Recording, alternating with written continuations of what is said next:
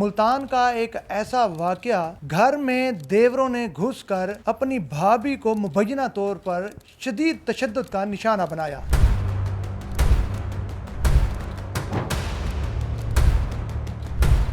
तो मेरे बेटे ने कहा बाबा मम्मा को मार दिया जल्दी भागो, बाबा जी मम्मा को मार दिया जल्दी भागो। मेरे जो दो देवर हैं, एक जेठ है, जब मेरे शोहर घर नहीं होते वो मेरे कमरे में आके मुझे मारते हैं, मेरे बच्चों को मारते हैं। तो अगर मेरे शोहर कुछ कहते हैं तो वो इन्हें भी मारते हैं। इन्होंने पहले धमकियां दी थी हमें कि ये मकान छोड़ दो नहीं तो हम तुम्हारे बच्चों को रक्शे के नीचे दे देंगे। हमने एसएचओ साहब को भी ये बात बताई थी। कोई जिस्म का ऐसा हिस्सा नहीं है कि जहाँ मेरे चोटें ना लगी हों। मेरा पूरा सर डैमेज है, मेरे बाजू, मेरी टांगे, मेरी कमर और मेरी इज्जत तक को आ जाते हैं। मेरे कपड़े तक फाड़ दिए, मैं खुद कपड़े भी लेकर आई हूँ। इतनी बेहुदा गालियां देते हैं, इतनी बेहुदा, ना बेटी माँ कुछ नहीं छोड़ते वो।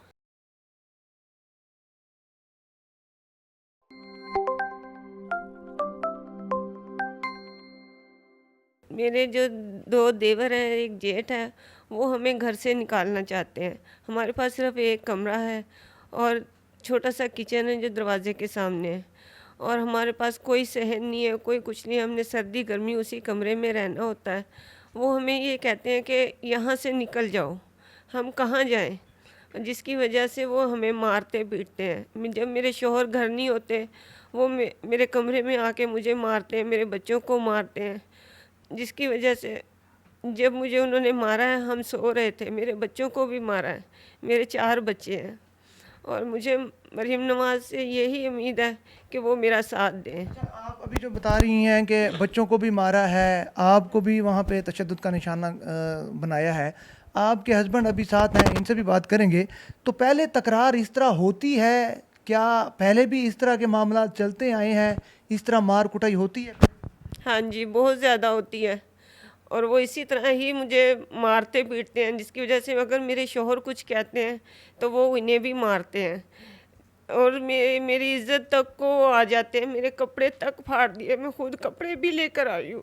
मैं एक शरीफ घर की औरत हूँ जिन्होंने मुझे इस मुकाम तक ले आए हैं।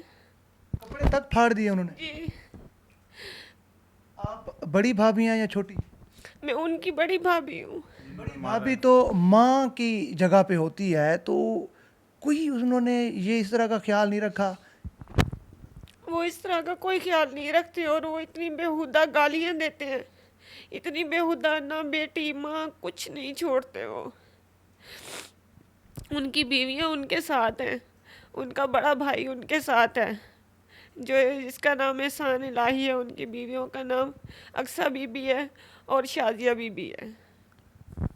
आ, इनके हस्बैंड भी मौजूद हैं, इनसे बात करते हैं। आप बताइएगा, आपके जो भाई हैं, क्या मामला क्या है आखिर? भाइयों का तो प्यार और मोहब्बत इतना होना चाहिए कि बाहर के लोग जो हैं वो कुछ कहें तो एक साथ मिलकर जो है उनका मुकाबला करते हैं। ये तो आप अपने घर में ही इस तरह के लड़ाई झगड़े देख रहे हैं, वजह क्या है? सर हम जॉइंट फैमिली में रहते हैं। जैसा कि आपको पहले मेरी वाइफ ने बताया कि हमारे पास एक कमरा ही है जिसमें हम गर्मी सर्दी गुजारते हैं।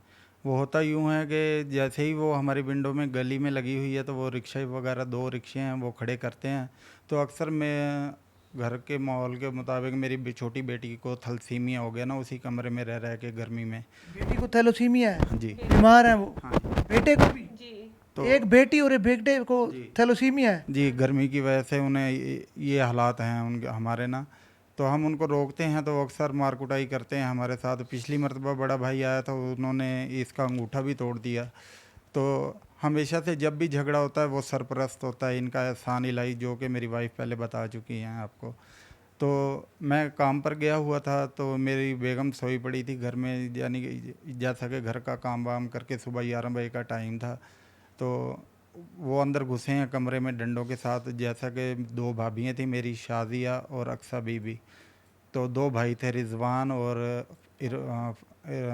और फरहान, जिन्होंने डंडों से हमला किया इन 4 लोगों ने और मेरी बेगम को शदीद ज़ख्मी किया, जिसकी मैं वीडियो भी आपको सेंड करता हूँ।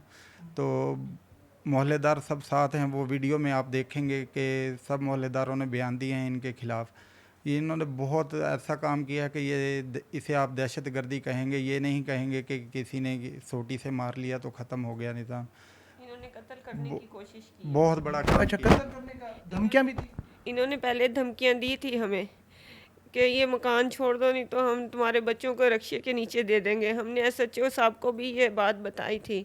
एसएचओ साहब को ये भी बताया था कि इनसे मुझे अपनी इज्जत का भी खतरा है और अपनी जान का भी खतरा है।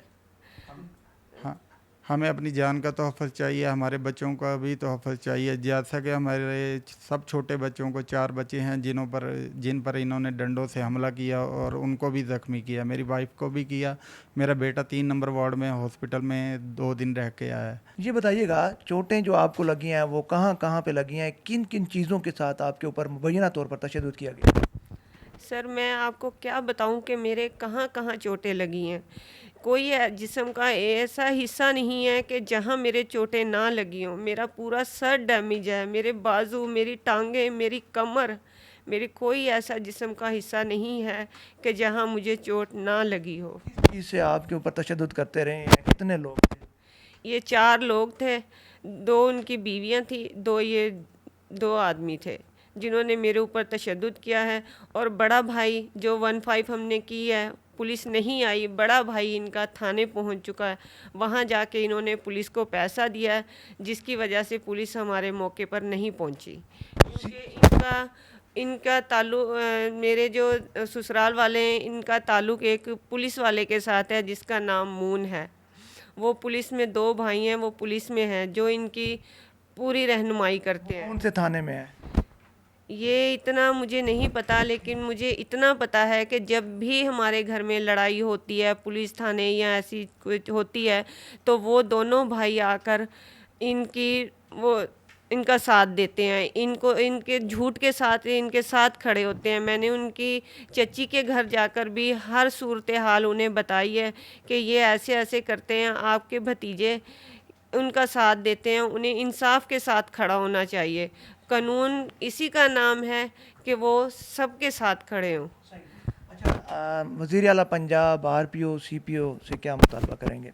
यही मुतालबा करेंगे, हमें हमारे बच्चों का और मेरी वाइफ का और मेरा तोहफ़्ज़ दिया जाए, ताकि ये जो बदमाशी करते हैं हमारे साथ आइंदा से ना की जाए और पूरा इंसाफ किया जाए हमारे साथ।